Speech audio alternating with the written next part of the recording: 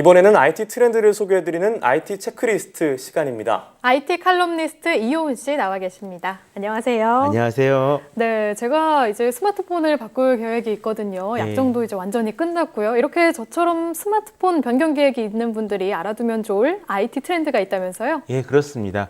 요즘 이 스마트폰 시장이 크게 요동칠 것 같은 그런 조짐을 보이고 있습니다. 바로 네. 이 단말기 자급제 때문인데요. 네. 단말기 자급제를 이용하면 좀 알뜰하게 휴대폰을 쓸 수 있다, 이런 소문이 좀 나기 시작하면서 최근 이 자급제폰을 찾는 분들이 부쩍 늘었다고 합니다. 그래서 오늘은 이 단말기 자급제가 어떤 것인지, 어떤 좋은 점이 있는지를 한번 소개를 할까 합니다. 네, 네. 사실 저는 단말기 자급제라는 말을 처음 들어봤거든요. 아, 예. 네, 앞서 좋은 점이라고 말씀하셨는데 그럼 휴대폰을 좀 싸게 살 수 있다 이런 말씀이신가요? 꼭 반드시 그렇지는 않습니다. 이 단말기 자급제를 간단하게 설명하자면 네. 휴대폰 따로, 이동통신사 따로 선택을 하는 건데요. 예를 들어서 저희가 이 인터넷을 이용할 때 보통 가정집에서는 TV를 따로 사고 인터넷을 네. 따로 신청을 하잖아요. 네, 그렇죠. 이런 거랑 똑같은 거죠. 스마트폰은 가전제품 대리점 같은 데서 따로 사고요. 그다음에 이동통신은 통신사 대리점에 따로 신청을 하는 겁니다. 네, 그럼 제가 마트에 가서 자급제 스마트폰을 사서 예. 지금 쓴 스마트폰에 유심칩을 옮겨 끼우면 바로 사용이 가능한 건가요? 예, 바로 사용하실 수가 있습니다. 오. 물론 이제 몇몇 해외 직구 스마트폰 같은 경우는 특정 통신사가 안 되는 경우도 있는데요. 네. 네. 이런 걸 빼면은 뭐 자급제 스마트폰으로 나온 제품이나 아니면 국내에서 출시된 중고폰을 사서 이 유심칩을 끼우시면은 바로 개통이 가능합니다.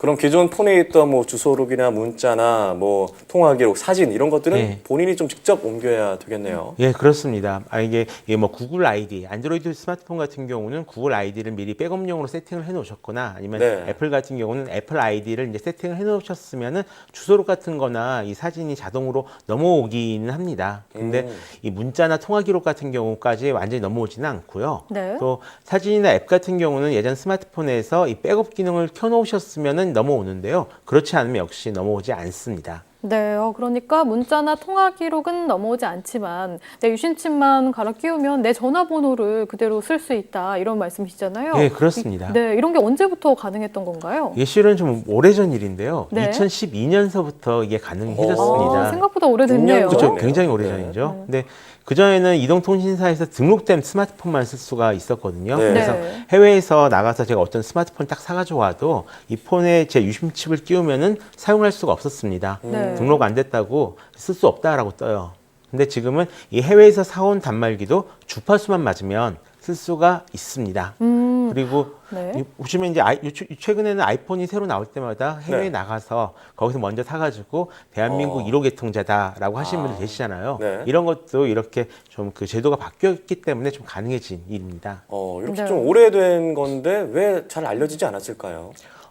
일단은 이 스마트폰 유통이 완전히 꽉 막혀 있었다라고 생각하시면 될 것 같습니다. 간단히 말해서 이 단말기 자급제로 살 수 있는 스마트폰이 거의 없었습니다. 네. 네, 그동안 대부분 단말기 같은 경우는 이통사 대리점을 통해서 아마 구입을 하셨을 거예요. 네. 그런데 이 삼성이나 LG 같은 대기업에서 단말기 자급제용 폰을 거의 내놓지 않았거든요. 그래서 살려고 해도 뭐 구글에서 내놓은 넥서스 폰이나 아니면 애플 아이폰 같은 네. 정도나 좀 따로 구입을 할 수 있는 폰이었습니다. 네, 그렇군요. 전자회사 그 대리점에서는 네. 몇몇 그런 스마트폰을 본 것 같고 핸드폰을 본 것 네. 같거든요. 그러니까 따로 사실 수 있는 스마트폰을 그냥 보시긴 하셨을 거예요. 특히 네. 몇몇 보급형 스마트폰 같은 경우는 그런 폰들을 좀 많이 보셨을 텐데요. 인기가 많은 스마트폰은 지금까지 거의 없었습니다. 네. 물론 이제 대리점에서 갤럭시 S8 같은 폰을 따로 팔긴 합니다. 따로 팔긴 하는데 이게 단말기 자급제 폰이 아니라 자가 유통 또는 무약정 폰이다라고 이제 부르거든요. 네.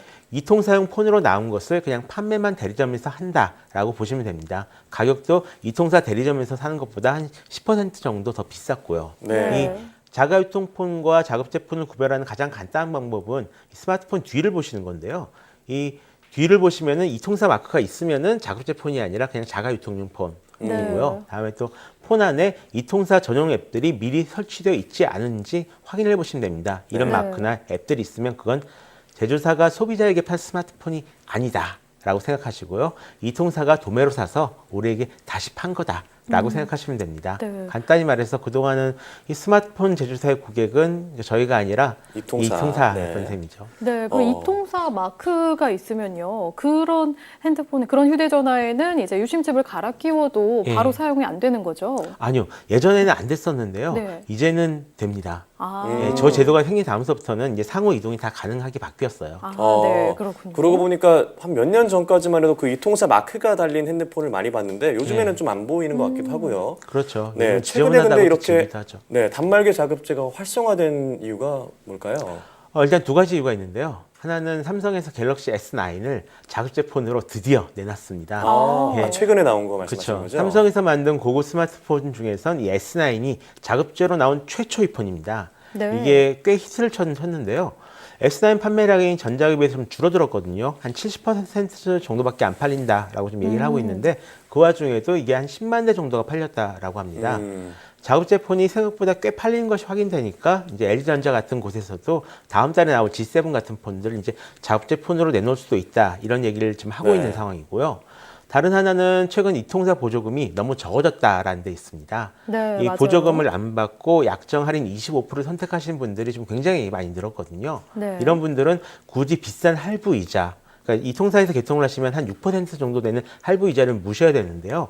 이런 걸 물면서 굳이 이 통사 대리점에서 폰을 구입할 이유가 없는 거죠. 네. 이거를 온라인 마켓에서 자급제 폰 사시게 되면 무이자 할부 12개월 이런 거 많잖아요. 네. 이렇게 네. 딱 되는 거니까 그냥 그 온라인으로 구입하시는 분들도 많이 늘은 거고요. 또 여기 하나 더 하자면 정부 정책 변화도 좀 영향을 좀 끼쳤습니다. 네, 그러고 생각해보니 보편 요금제나 이런 단말기 자급제가 가계통신비 정책협의회 논의 대상이었죠? 예, 그렇습니다.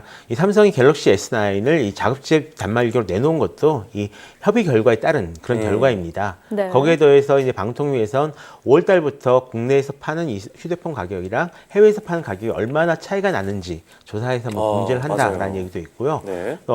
며칠 전 대법원에서 이 통신요금 원가 자료를 공개하라라는 판결도 났었거든요. 네. 물론 이제 3G에 한해서 이제 공개하라라는 판결이었지만요. 아무튼 이런 여러 가지 정책의 변화가 있는 만큼 단말기 자급제 흐름은 지금보다 네. 좀 더 이제 강해질 전망입니다. 또 이 통사들 입장 같은 경우도 좀 바뀌었는데요. 그동안은 이 대리점을 보호해야 된다, 또 매출이 감소한다라는 이유로 이 통사들이 이 단말기 자급제를 많이 좀 싫어했었습니다. 네. 네. 근데 최근에는 이 무약정 요금제도 출시를 하고 있고요. 자급제 단말기 사용자도 이 스마트폰 보험에 가입할 수 있도록 좀 제도를 바꿔놨어요. 그래서 좀 더 네. 가입하기 편해진 거죠. 분명 그럼 소비자에게는 좀 좋은 변화라고 볼 수 있겠네요. 네, 그렇습니다. 사실 이 다른 나라에서는 이 자급제 단말기 이용자가 60%가 넘어요. 어. 한 3분의 2 정도는 폰 따로, 이통사 따로 쓰는데 우리나라는 몇 퍼센트 정도인가요? 한국이 이상하게 한 8% 정도밖에 안 됩니다. 야, 많이 그렇게 차이가 차이가 나네요. 나요. 예, 굉장히 많이 차이가 나죠. 네. 또 그렇다고 해서 이 어떤 분들은 그런 걱정을 하시거든요. 이렇게 해서 이게 시장이 풀리면 해외 스마트폰이 물밀듯이 들어와서 한국 기업들이 손해를 보게 된다라고 네. 하시는데 실제로는 이제 LTE 유심 이동성이라는 제도가 있습니다. 네. 그래서 LG U+에서 쓸 수 없는 단말기는 한국에 정식으로 출시를 할 수가 없기 때문에 네. 아무래도 그냥 물밀듯이 물려올 일은 없을 것 같다라고 생각을 하고요. 네. 또 대신 이 약정의 노예가 되지 않아도 된다라는 장점이 있습니다. 큰 장점이네요. 그렇죠. 알뜰폰에 가입해서 또 이 저렴하게 쓸 수도 있고요. 네. 이게 사실 개인적으로 여기에는 좀 더 큰 기대를 걸고 있는 편인데요. 네. 옆 나라 일본에서는 이 알뜰폰이 합리적인 가격으로 좀 큰 인기를 끌면서 이동통신 시장 자체의 판이 굉장히 많이 바뀌었거든요. 네. 예를 들어서 통신비가 보통 한 6만 정도 내시잖아요. 네. 그리고 휴대폰이 한 100만 원 정도 사신다라고 하면 2년에 208만 원 정도를 이제 내시게 되거든요. 오. 한 달에 8만 7천 원 정도 내시는 거죠. 차이가 많이 나네요. 예. 네. 근데 또 여기서 휴대폰 할부 이자는 따로 붙고요. 네. 근데 이걸 알뜰폰으로 쓰게 되면 같은 데이터를 제공한 요금제가 한 반값 정도로 제공이 됩니다. 그래서 네. 2년에 한 172만 원 정도만 내면 됩니다. 그러니까 네. 30만 원이 넘는 돈을 아낄 수가 있는 거죠. 저 같은 경우는 1년에 가장 싼 요금제를 이용해서 정말로 1년에요. 한 8만 원만 내고 쓴 적도 있었습니다. 한 달이 달이 아니라 예, 1년에 1년. 8만 원만 내고 쓴 적도 있었습니다. 그러면은 좀 그냥 문자만 가능한 폰이 아니고요.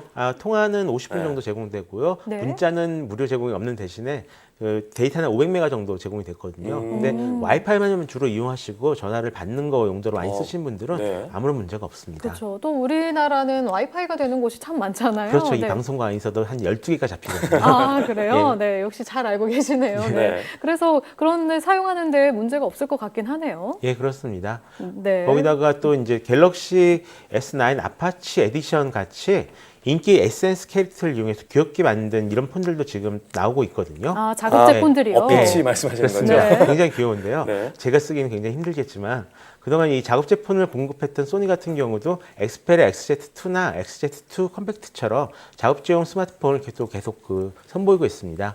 동영상 촬영 기능을 강화한 그런 스마트폰인데요. 네. 또 샤오미 A1도 있습니다. 20만 원대 구글 안드로이드 원 플랫폼에 속해 있어서 구글이 직접 2년간 OS 업데이트를 보장을 합니다. 그리고 펜텍에서 예전에 출시됐던 가인팩이랑 베가 네. 스크립폰도 지금은 이제 없어졌지만요. 남은 재고를 네. 작업제 폰으로 풀었습니다.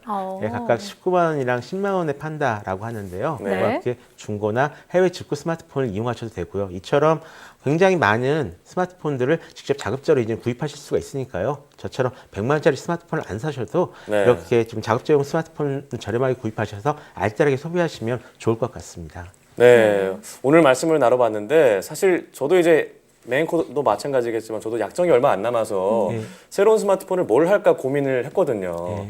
오늘 뭔가 좀 대리점에서 상담받는 느낌이 있었고 단말기 자급제에 대해서 좀 알아봐가지고 좀 합리적인 선택을 하도록 하겠습니다. 오늘 말씀 고맙습니다.